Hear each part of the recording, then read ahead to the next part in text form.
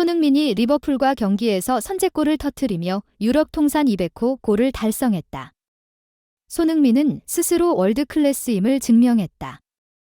토트넘 후스퍼는 1일 오전 1시 30분 한국 시간 영국 런던에 위치한 토트넘 후스퍼 스타디움에서 열린 2023-24 시즌 프리미어리그 PL 7라운드에서 리버풀에 2대1로 승리했다.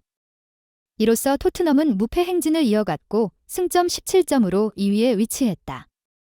경기 초반 팽팽한 흐름이 이어졌다.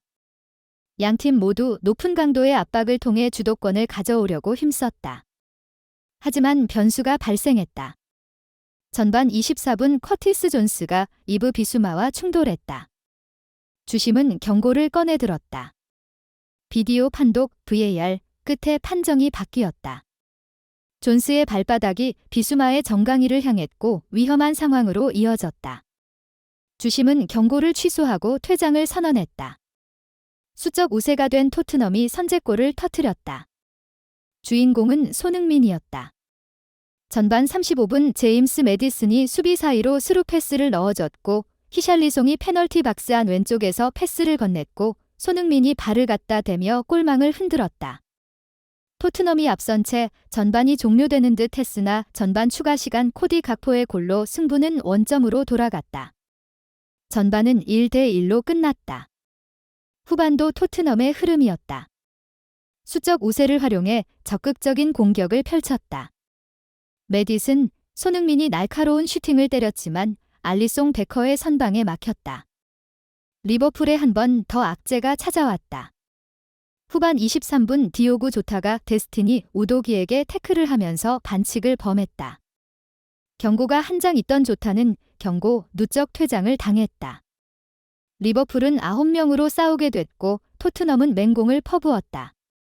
하지만 리버풀의 골문은 좀처럼 열리지 않았다. 리버풀은 공격수를 모두 빼고 피지컬이 좋은 선수들을 넣었다. 촘촘한 두 줄 수비로 토트넘의 공격을 막아냈다. 토트넘은 크로스와 슈팅으로 리버풀을 위협했다. 결국 리버풀의 골문을 열었다. 후반 추가 시간 페드로 포로가 우측에서 올린 강한 땅볼 크로스가 요엘 마팁의 발에 맞고 골로 연결됐다. 경기는 2대1 토트넘의 승리로 종료됐다. 경기 후 포스테코글루 감독이 손흥민을 또 한 번 극찬했다. 포스테코글루 감독의 기자회견에서 놀라운 사실이 전해졌는데 그가 여전히 100%의 몸 상태가 아니라는 사실이었다. 그럼에도 팀 승리를 만든 것이다. 1일 영국 언론 풋볼 런던에 따르면 포스테코글루 감독은 손흥민의 몸 상태는 100%가 아니었다.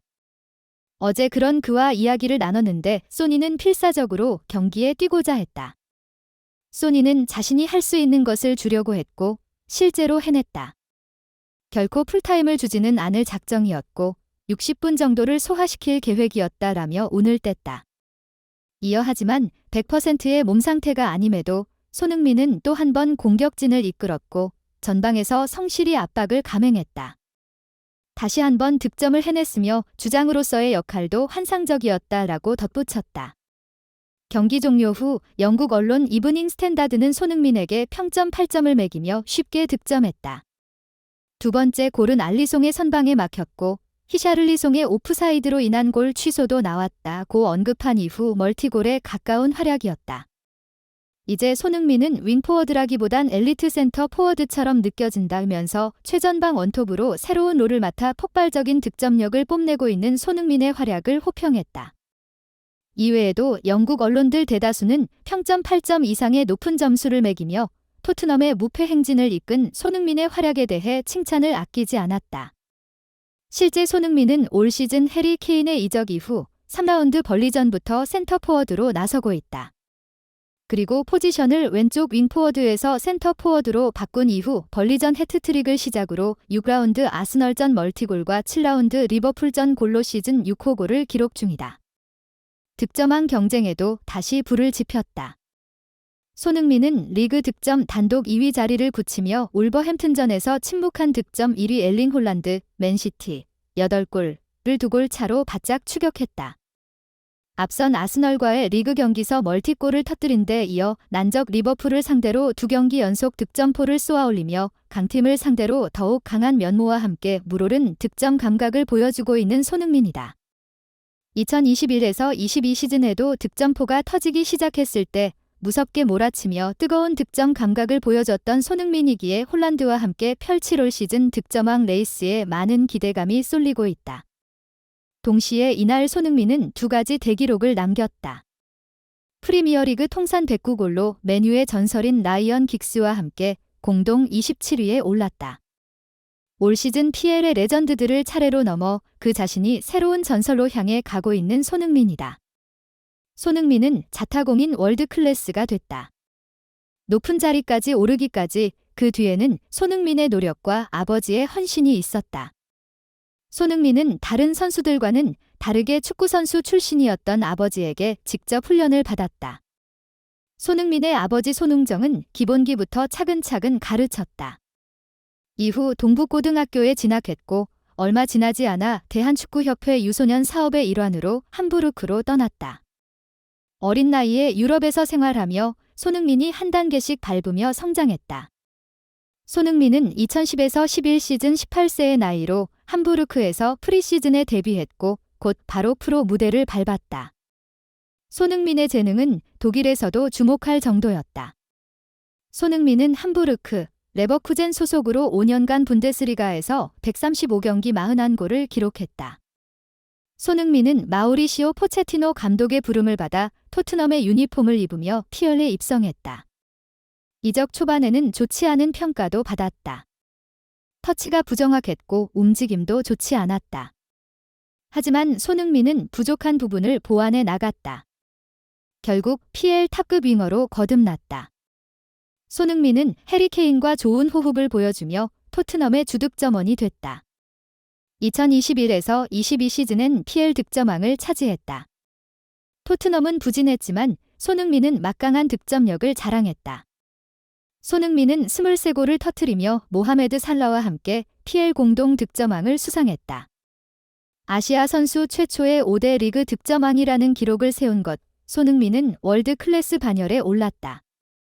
당시 손흥민은 페널티킥 득점 없이 23골을 기록했다. 지난 시즌은 조금 아쉬웠다. 시즌 초반 부침을 겪었고 벤치에서 시작하는 경기도 있었다. 게다가 유럽축구연맹, UEFA, 챔피언스리그, UCL에서 안화골절이라는 큰 부상을 입어 마스크를 쓰고 경기에 나섰다. 2022 카타르 월드컵까지 겹치면서 체력적으로도 피로도가 쌓였다. 심지어 스포츠 탈장을 참으면서 경기를 뛰었다는 사실도 알려졌다. 그럼에도 손흥민은 리그에서 10골 6도움을 기록하는 저력을 보여줬다. 손흥민의 부진과 함께 토트넘은 지난 시즌 최악의 시즌을 보냈다. 안토니오 콘테 감독의 제대로 된 첫 시즌이라 많은 기대를 받았다. 콘테 감독은 우승 청부사였다. 유벤투스, 인터밀란 등에서 트로피를 들어올렸다. 토트넘 팬들은 콘테 감독이 무관을 깨주길 바랐다. 히샬리송, 페리시치 등을 데려오며 보강까지 마쳤다. 시즌 초반까지는 경쟁력을 보이며 유럽 대항전 경쟁을 이어나갔다. 하지만 2022 카타르 월드컵을 기점으로 흔들리기 시작했고 안토니오 콘테 감독은 토트넘을 향한 비판적인 발언과 함께 팀을 떠났다. 크리스티안 스텔린이 수석 코치가 감독 대행을 맡았지만 뉴캐슬에 1대6으로 대패하면서 경질됐다. 라이언 메이슨 코치가 감독 대행 역할을 수행했지만 반전은 없었다. 토트넘은 8위로 시즌을 마무리했고 14년 만에 유럽 대항전 진출에 실패했다. 컵 대회에서도 만족스럽지 못했다.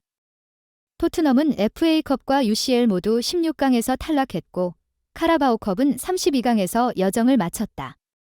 최악의 시즌을 보낸 토트넘은 엔제 포스테코글루 감독을 선임하면서 새로운 시작을 알렸다. 포스테코글루 감독은 지난 시즌 셀틱을 이끌고 도메스틱 트래블을 달성했다. 하지만 빅리그 경험이 없어 우려의 목소리도 있었다. PL에서 가장 빨리 경질될 감독으로 거론되기도 했다.